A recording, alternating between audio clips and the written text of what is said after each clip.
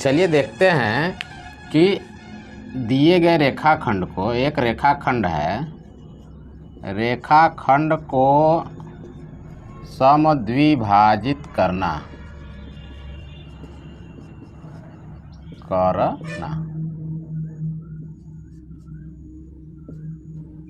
ठीक।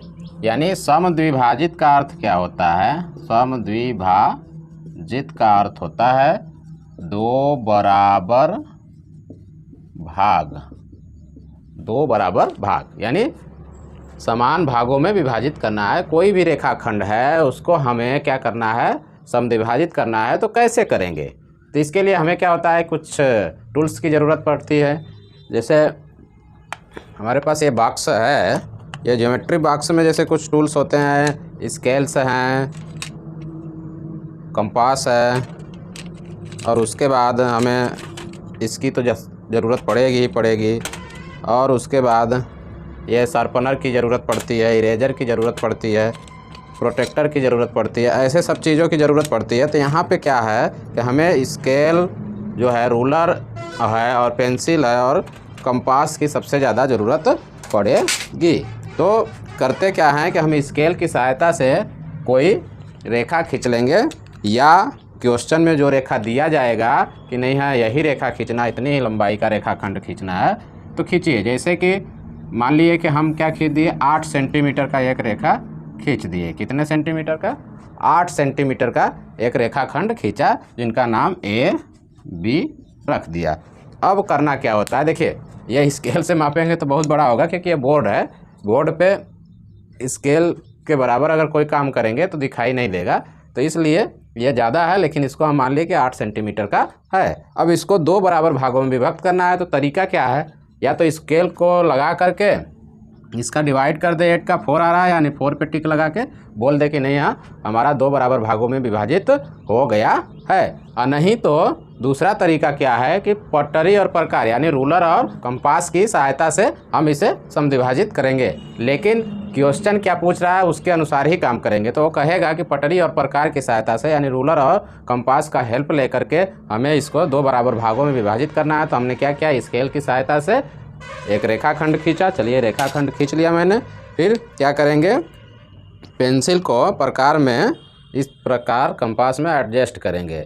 यह एडजस्ट करते समय ध्यान रहना चाहिए कि पेंसिल का नुकीला भाग और प्रकार का नुकीला भाग दोनों बराबर होने चाहिए, और इनको एडजस्ट करके अब देखिए यहाँ पे पेंसिल जो है बड़ी है, जो कि पेंसिल बड़ी नहीं रखनी चाहिए। जब भी रखना चाहिए तो ये जो हिस्सा दिख रहा है इसी के बराबर पेंसिल रखनी चाहिए। फिलहाल हमारे पास यही पेंसिल उपलब्ध थी, तो इसको अब तोड़ने की ज़रूरत नहीं है, आपको बस समझाने की ज़रूरत है, तो हम समझा दे रहे हैं। लेकिन आप याद रखिएगा, जब भी बनाइएगा तो पेंसिल छोटा रखिएगा। अब इसको क्या करते हैं, प्रकार कैसे यूज करते हैं ये भी देखना है। पहले क्या करेंगे कि इस नुकीले भाग को, प्रकार को हम क्या करेंगे, ऐसे पकड़ेंगे और आराम से इस पर रखेंगे। रखने के बाद ऐसे फिर इसके इस भाग को पकड़ के अब इसको फैलाएंगे कितना, इसके आधे से, लगभग हमें समझ में आएगा कि आधा, यहाँ आधे से अधिक दूरी ले लेंगे। ठीक है, क्योंकि ये छोटा प्रकार है, कॉपी पे काम करेगा, बोर्ड पे नहीं। तो क्या करेंगे, यहाँ रख के आधे से अधिक दूरी कर लेंगे। उसके बाद क्या करेंगे, दोनों ऊपर और नीचे कैसे काटेंगे, यहाँ से तो ऐसे काटेगा और इधर ऐसे काटेगा, यहाँ से काटेंगे तो यानी चाप खींचे, ये इसको चाप बोलते हैं, यानी इंग्लिश में क्या बोलते हैं, आर्क बोलते हैं, AR से आर्क बोलते हैं। फिर अब देखिए, जब हमने प्रकार से ऐसे रखा, दूरी लिया और चाप काटा, तो इसको भी केवल पकड़ के, इसको पकड़ के घुमाया, इसको पकड़े रहेंगे, इसको घुमाएंगे। ठीक है, अब फिर जब उठाएंगे तो इसको ऐसे पकड़ के, दूरी घटनी बढ़नी नहीं चाहिए। एक चीज़ ध्यान रहे कि जिस दूरी से, डिस्टेंस से इसको और इसको जो रेडियस हमारी रहेगी वही रहनी चाहिए। फिर उठा के जब ले जाएंगे थोड़ा भी मिस्टेक नहीं होना चाहिए। फिर यहाँ ऐसे रखेंगे, फिर इसको आराम से पकड़ के प्यार से देखिए पकड़ेंगे। फिर उसी तरीके से यहाँ से जब काटेंगे तो कुछ इस तरीके से काटेगा। ठीक है, कैसे काटेगा, ऐसे। तो पहले वाला ऐसे था और ये ऐसे हो गया। देखिए हाथ से खींचने पर टेढ़ा हो जाता है, इसको प्रकार से खींचेंगे तो अच्छी तरीके से आएगा।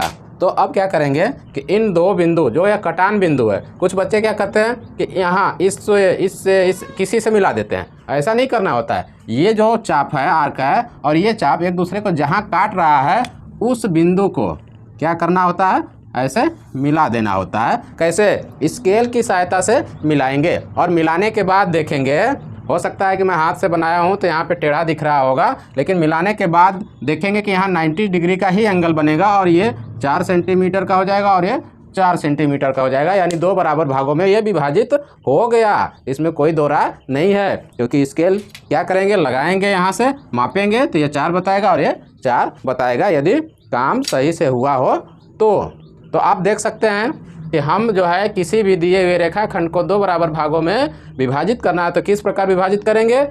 मैं फिर से दोहरा दे रहा हूँ कि रेखाखंड के आधे से अधिक दूरी को कंपास में रेडियस की लेकर के, कंपास में दूरी लेकर के किसी एक अंत बिंदु पर रख करके दोनों तरफ चाप लगाएंगे, फिर दूसरे अंत बिंदु पर रख करके फिर दोनों तरफ चाप लगाएंगे, जो पहले चाप को किसी न किसी बिंदु पे विभाजित करेगा, काटेगा, फिर उन दोनों बिंदुओं को मिला देंगे तो वह रेखा मिलाने पर जो रेखा होगी वह किसी न किसी बिंदु पे काटेगी। जिस बिंदु पे काटेगी वह बिंदु जो है इस रेखा को क्या करेगा, दिए गए रेखाखंड को समद्विभाजित करेगा। तो इस प्रकार से हम किसी भी रेखाखंड को 2 बराबर भागों में विभाजित कर सकते हैं। तो इस वीडियो में दी गई जानकारी कैसी लगी कमेंट कर जरूर बताइएगा।